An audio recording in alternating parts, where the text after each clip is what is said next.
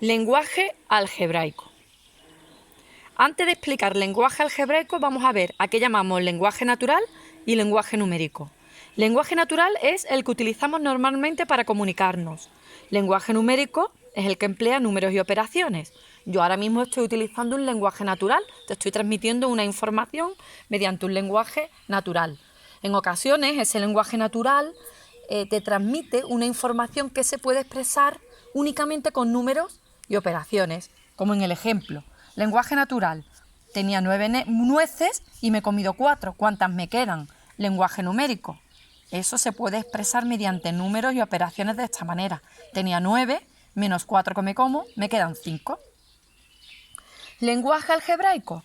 Es un nuevo tipo de lenguaje que introducimos en las matemáticas y que es el lenguaje en el que vamos a utilizar números, operaciones. También van a aparecer letras, que esta es la novedad, y que van a estar relacionadas entre sí pues a través de paréntesis. Este lenguaje ya lo habéis utilizado antes, sin saberlo, o sin llamarlo de esta manera. Por ejemplo, cuando en primaria estáis calculando el área de rectángulos, de triángulos o de cuadrados y utilizáis fórmulas, por ejemplo, el área de un triángulo, que sabéis que es base por altura partido 2, estáis dando eso es una expresión algebraica porque aparecen letras, la B de la base por la A de la altura con operaciones, una multiplicación y con número también, dividido todo entre 2. Eso es un lenguaje algebraico. Estás dando una expresión general de algo, que cuando tú quieres concretar en un triángulo en concreto determinado y calcular su área, pues tendrás que sustituir A y B por sus valores en ese triángulo. Otro ejemplo de lenguaje algebraico es cuando, por ejemplo, si yo digo, en un jardín había un determinado número de árboles el año pasado. Yo o no sé cuántos había o no te lo quiero decir. Entonces digo, había un determinado número de árboles, no lo concreto. Y este año plantamos 5 más. ¿Cuántos árboles hay ahora? Pues si el año pasado había un determinado número de árboles, como no sabemos cuántos eran, lo llamamos X. Y si este año plantamos 5 más, pues tenemos los que había el año pasado, X más 5. Este X más 5 y X más 5 me podéis preguntar, ¿y qué es X más 5? Pues es X más 5, dependerá del valor de la X. Aquí, en este ejemplo, no nos interesa cuál es su valor para ningún número en concreto, lo dejamos tal cual. Habrá casos en los que te diga, por ejemplo, y si la X vale 2, ¿cuánto vale esto? Pues ya es cuestión de sustituir y estaremos hablando de valor numérico, de esa expresión para un punto.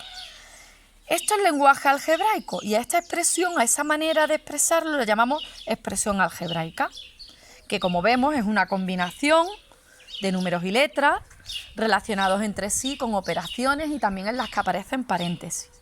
En las expresiones algebraicas hay distintos términos, elementos con los que nos vamos a ir familiarizándonos, como son, por ejemplo, la variable. ¿A qué vamos a llamar variable de una expresión algebraica? A la letra, a la incógnita, que en nuestro caso en concreto normalmente lo vamos a llamar X. En este ejemplo la variable es X. ¿A qué llamaremos términos? A los sumandos. ¿Quiénes son aquí los sumandos? El X y el 5.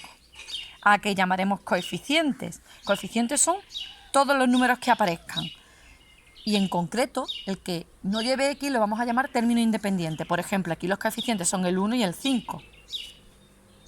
Y por último, es importante saber calcular, como he dicho antes, el valor numérico de esta expresión para valores concretos. Por ejemplo, yo ahí te estoy hablando de que no sabía el año pasado, no sé cuántos árboles había plantado el año pasado, pero si yo ahora te digo que había 2, para X igual a 2, ¿cuánto vale esa expresión que hemos calculado, X más 2, donde hay una X, colocamos un 2 y sumamos?